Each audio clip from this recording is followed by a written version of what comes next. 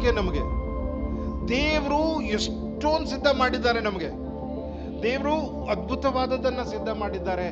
ದೇವರ ಆಶೀರ್ವಾದದನ್ನ ಸಿದ್ಧ ಮಾಡಿದ್ದಾರೆ. ಕಿವಿಯಲ್ಲಿ ದೇವರು ಇಟ್ಟಿರೋದು ಪ್ರವೇಶವಾದರೆ, ಬೈಬಲ್ ಅದರಲ್ಲಿ ಏನ್ ಹೇಳ್ತಿದ್ದಾರೆ ಅಂದ್ರೆ, ಒಬ್ಬ ಮನುಷ್ಯನನ್ನ ಅದು ಮೇಲಕ್ಕೆತ್ತಿತ್ತು.